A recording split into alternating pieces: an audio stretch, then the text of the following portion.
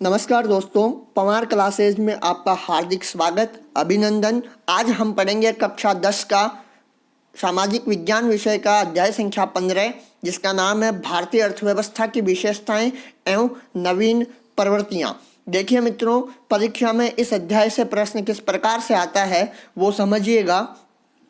इस अध्याय से परीक्षा में एक ही प्रश्न पूछा जाता है जो अथवा में पूछा जाता है। एक ही प्रश्न आता है और वो भी अथवा में पूछा जाता है, और इसी अध्याय से आते हैं दोनों अथवा के प्रश्न, जिसका अंक बार 4 रहता है। 4 नंबर का प्रश्न पूछा जाता है पेपर में। इस अध्याय से संबंधित प्रश्न संख्या 24 पर आता है। इस अध्याय से जो प्रश्न आता है वो 24वें नंबर पे आता है पेपर में।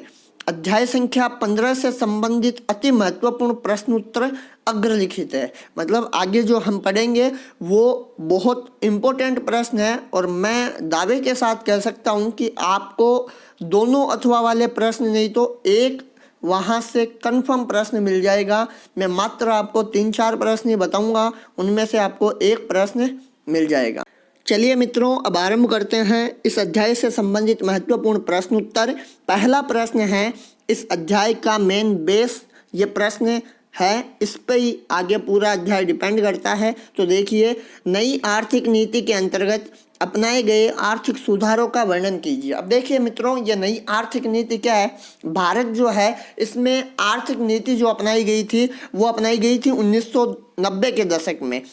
जुलाई 1991 में इस आर्थिक नीति को अपनाया गया था। तो इस आर्थिक नीति के अंतर्गत जो आर्थिक सुधार अपनाए गए, उन आर्थिक सुधारों में कौन कौन से सुधार थे उनको स्पष्ट करना है, उनका वर्णन करना है, आपको उनके बारे में बताना है कि उसमें क्या क्या तय किया गया था। तो देखिए, नई आर्थिक नीति के अंतर्गत भारत में जुलाई 1991 में उदारीकरण, निजीकरण एवं वैश्वीकरण की प्रक्रिया को अपनाया गया है, जो इस प्रकार है। आप ध्यान रखिएगा सबसे पहले कि नई आर्थिक नीति जो थी उसके अंतर्गत 3 चीज़ों को अपनाया गया: उदारीकरण, निजीकरण और वैश्वीकरण। सबसे इम्पोर्टेंट मुद्दा यह है कि इनकी हेडिंग याद रहे। उसके पश्चात देखिए, उदारीकरण क्या है। नई आर्थिक नीति के तहत जुलाई 1991 में उदारीकरण की प्रक्रिया को अपनाया गया। ये जो लाइन है, ये लाइन तीनों डेफिनेशन में आप लिख सकते हो, तीनों को स्पष्ट करते समय लिख सकते हो। केवल नाम चेंज करना है। उदारीकरण में उदारीकरण का लिखना है, निजीकरण में निजीकरण का, और वैश्वीकरण में वैश्वीकरण का लिखना है कि ये नई आर्थिक नीति के अंतर्गत जो है वो जुलाई 1991 में उदारीकरण की प्रक्रिया को अपनाया गया। अब ये क्या है देखते हैं। उदारीकरण से आशय आर्थिक नीतियों, कानूनों तथा नियमों की प्रक्रिया को सरल करना है। उदारीकरण का मतलब है नियमों का सरलीकरण करना, अर्थात इससे तात्पर्य है कि उद्योगों में जो कठिन नियमावली बनाई हुई थी उसको सरल करना, ताकि लोगों की रुचि उद्योगों की तरफ आकर्षित हो, लोगों का ध्यान इसकी तरफ खींचा चला आए। आगे देखिए, भारत सरकार द्वारा जुलाई 1991 में नई आर्थिक नीति के तहत अर्थव्यवस्था में अनावश्यक नियमों तथा नियंत्रण व प्रतिबंध को समाप्त करने के लिए नीति अपनाई गई थी। उसे ही उदारीकरण की नीति कहा जाता है। अब भारत सरकार ने क्या किया था, जुलाई 1991 नई आर्थिक नीति अपनाई। इसके अंतर्गत एक बिंदु इनका उदारीकरण था। उदारीकरण के अंतर्गत क्या किया गया, मेन उदारीकरण के अंतर्गत यह फिक्स किया गया, यह तय किया गया कि उद्योग धंधों पर जो अनावश्यक शर्तें लगाई जा रही है, जो नियम बनाए जा रहे हैं, जो फालतू की रोक लगाई जा रही है, उन रोकों को, उन नियमों में क्या कर दिया जाए, सरल कर दिया जाए, उनको हटा दिया जाए, ताकि लोगों को आसानी रहे उद्योग धंधे स्थापित करने में। नेक्स्ट, इस नीति के अंतर्गत जुलाई 1991 में नई औद्योगिक नीति घोषित की गई। अब नई आर्थिक नीति में क्या किया गया, जुलाई 1991 में नई औद्योगिक नीति अपनाई गई। उससे पहले प्राचीन चल रही थी, प्राचीन विचारधाराओं के आधार पर औद्योगिक नीति। जुलाई 1991 में नई औद्योगिक नीति अपनाई गई, जिसमें अर्थव्यवस्था के विभिन्न क्षेत्र में व्यापक सुधार प्रारंभ किए गए। इस नई औद्योगिक नीति को अपनाए जाने के साथ ही क्या हो गया, भारत की अर्थव्यवस्था में बड़े स्तर पर सुधार किए जाने स्टार्ट हो गए थे। आगे देखिए दोस्तों, अगला पॉइंट है निजीकरण। नई आर्थिक नीति के अंतर्गत जुलाई 1991 में निजीकरण की प्रक्रिया को अपनाया गया। नई आर्थिक नीति जो जुलाई 1991 में अपनाई गई थी, उसमें निजीकरण की प्रक्रिया को भी क्या किया गया था, अपनाया गया था। मैंने आपको पहले भी बताया था कि ये लाइन जो है वो तीनों पॉइंट में सेम रख सकते हो, केवल डेफिनेशन के हिसाब से नाम चेंज करते रहना। आगे, इस प्रक्रिया में उन सभी आर्थिक नीतियों को शामिल किया गया जो निजी क्षेत्र को बढ़ावा देती हो। इसमें वे सभी क्रियाएं शामिल की गई जो निजी क्षेत्र को क्या करती हो, बढ़ावा देती हो। दोस्तों, नई आर्थिक औद्योगिक नीति जो अपनाई गई थी, उससे पहले यह था कि लगभग सभी जो उद्योग थे वो सार्वजनिक थे। सार्वजनिक मतलब सरकार के अंडर में थे। उसके बाद में नई आर्थिक नीति अपनाई गई तो उसमें यह तय किया गया कि उद्योग क्षेत्र जो है उनकी कमान निजी हाथों में दी जाए, ताकि जो है प्रतिस्पर्धा बढ़े और आर्थिक विकास हो। 1991 की औद्योगिक नीति में नए उद्योगों की स्थापना के लिए लाइसेंसिंग व्यवस्था की अनिवार्यता को समाप्त कर दिया गया था।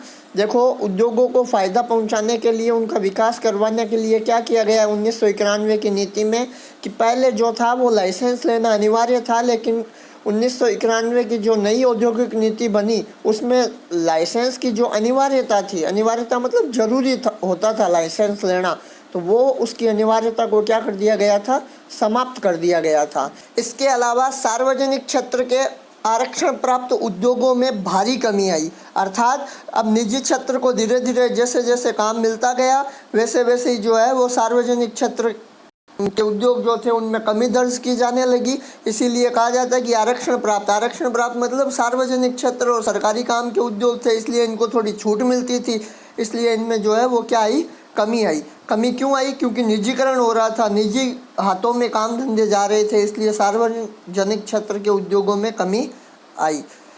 परिणाम स्वरूप निजी क्षेत्र के विकास की संभावना बढ़ी, मतलब निजीकरण का क्या हुआ है, विकास हुआ है।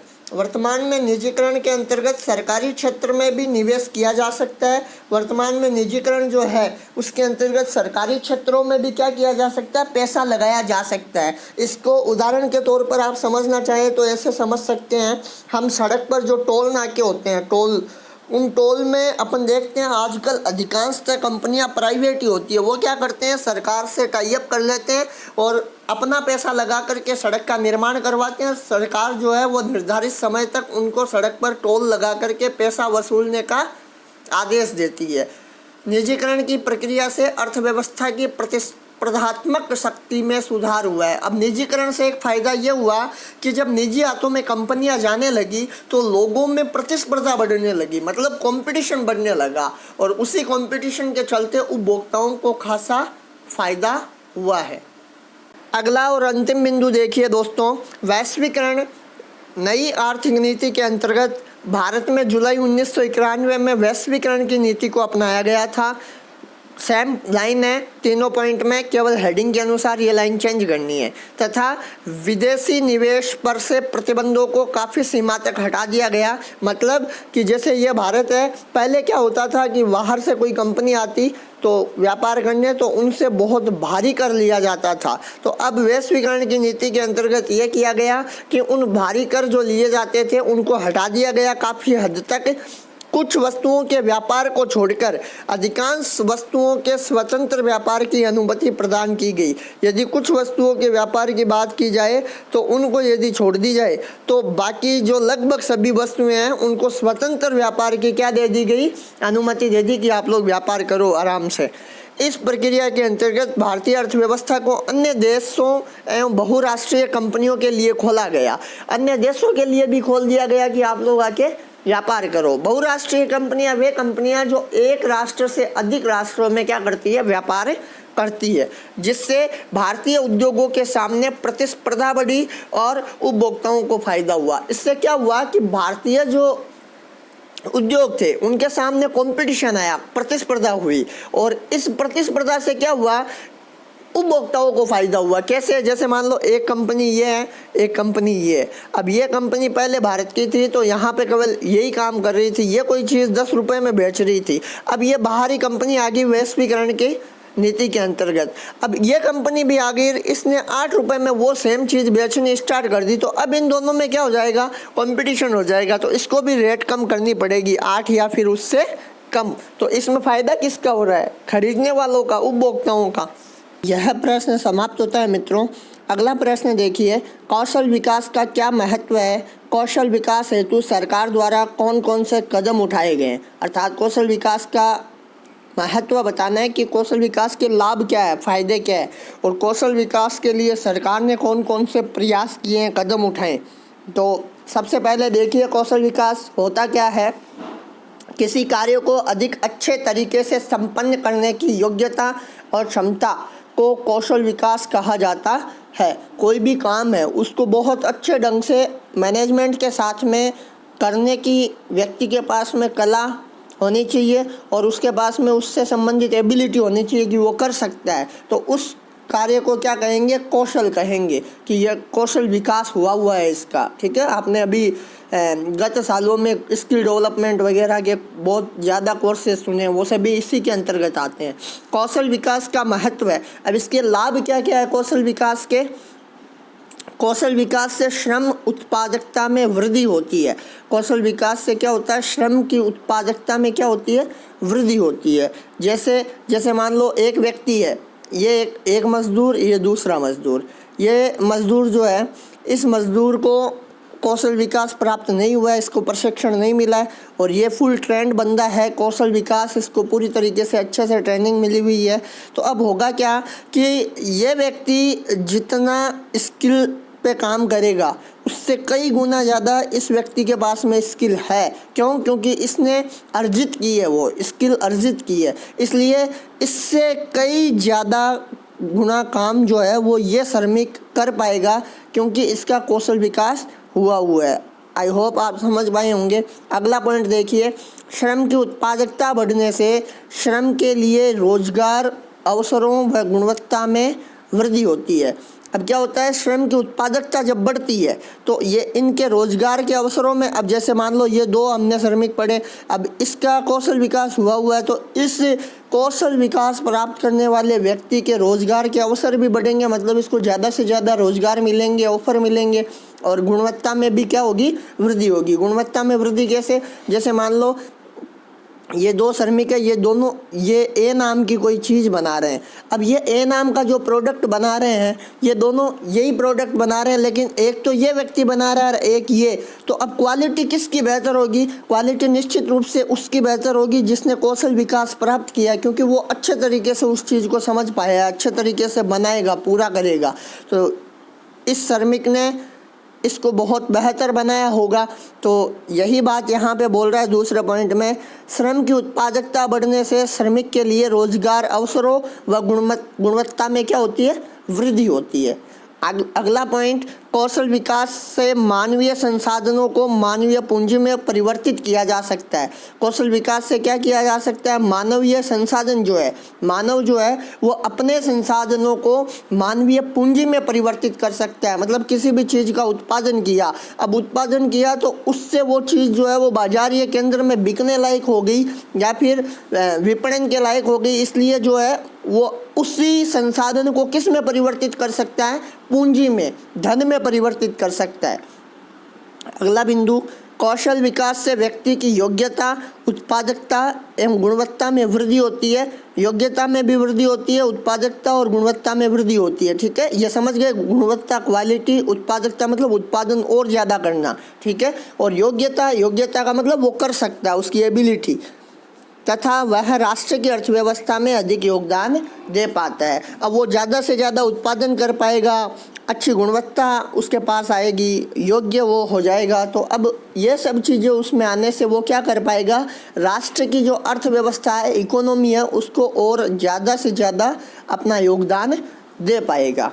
कौशल विकास हेतु सरकार द्वारा उठाए गए कदम देखते हैं कि सरकार ने क्या क्या प्रयास किए हैं। तो देखिए मित्रों, देश की प्रगति में कौशल विकास के महत्व को समझते हुए भारत सरकार द्वारा विश्व युवा कौशल दिवस पर 15 जुलाई 2015 को राष्ट्रीय कौशल विकास मिशन प्रारंभ किया गया। ये कौशल विकास मिशन जो है वो शुरुआत इसकी कब हुई, 15 जुलाई 2015 को। आज़ादी के पश्चात यह पहला अवसर है कि कौशल विकास के माध्यम से युवाओं को रोजगार योग्य बनाने के लिए कौशल विकास एवं उद्यमिता मंत्रालय का गठन किया गया। इसका एक विभाग बनाया गया, कौशल विकास एवं उद्यमिता मंत्रालय, इसका गठन किया गया और ये केवल इस चीज़ से संबंधित ही कार्य करता था, कौशल विकास से संबंधित ही। यह भारत सरकार की एक ऐसी पहल या मुहिम है जिसमें अनेक प्रशिक्षण कार्यक्रमों, प्रशिक्षण का मतलब ट्रेनिंग देते हैं किसी भी चीज़ की, सिलाई करने की या फिर और कोई मशीन चलाने की और कोई कलाकृति बनाने की वगैरह। पाठ्यक्रमों की सहायता से युवाओं को कौशल प्रदान किया जा रहा है और जो पढ़ाई के अंदर इनकी कुछ बुक्स लगा करके वोकेशनल बुक्स और उनको कुछ ना कुछ सिखाया जा रहा है। पिछले कुछ वर्षों में अकेले प्रधानमंत्री कौशल विकास योजना के तहत लाखों लोगों ने अपने जीवन को समृद्ध बनाया है। समृद्ध बनाया मतलब मजबूत बनाया। यहाँ से वो कौशल विकास प्राप्त करके और उन्होंने रोजगार पाया है और अपने जीवन को मजबूत बनाने का प्रयास किया है। अब देखिए मित्रों, यहाँ से इस प्रश्न से संबंधित कई प्रश्न घुमाकर पूछे जा सकते हैं। यहाँ से ऐसे पूछा जा सकता है कि कौशल विकास को परिभाषित करते हुए 3 लाभ बताइए। कौशल विकास को परिभाषित करते हुए 3 लाभ में आपको परिभाषा देनी है और बाद में 3 लाभ बताने हैं। मैंने नोट्स में 4 आपको उपलब्ध करवाए हैं। सीधा ऐसे भी पूछा जा सकता है कौशल विकास किसे कहते हैं, 4 लाभ बताइए, या केवल लाभ पूछ ले कौशल विकास के 4 लाभ बताइए, या ऐसे पूछ ले कौशल विकास किसे कहते हैं, कौशल विकास के लिए सरकार द्वारा उठाए गए कदम कौन से हैं, स्पष्ट कीजिए। किसी भी प्रकार से प्रश्न आए, आप यदि पूरे प्रश्न के उत्तर को समझते हैं तो मैं समझता हूं कि आप आराम से इस प्रश्न को हैंडल कर सकते हो। दोस्तों, वीडियो ज़्यादा लंबा न हो, इससे संबंधित एक वीडियो और बनाया जाएगा अध्याय संख्या 15 से संबंधित। तो आप यदि लगातार हमारे वीडियो प्राप्त करना चाहते हैं तो बेल आइकन पर प्रेस ज़रूर करें ताकि आगे आने वाले वीडियोस की नोटिफिकेशन आपको प्राप्त हो जाए और आप आसानी पूर्वक उन वीडियो को देख सकें। मित्रों, इस अध्याय से संबंधित महत्वपूर्ण नोट्स यदि आप प्राप्त करना चाहते हैं तो नीचे दिए गए डिस्क्रिप्शन में लिंक पर क्लिक करें और वहाँ से आप नोट्स प्राप्त कर सकते हैं। इस अध्याय से संबंधित इन 2 प्रश्नों में कोई प्रकार की कोई दिक्कत हो तो आप कमेंट बॉक्स में प्रश्न पूछ सकते हैं। निश्चित रूप से आपकी समस्या का समाधान किया जाएगा। धन्यवाद।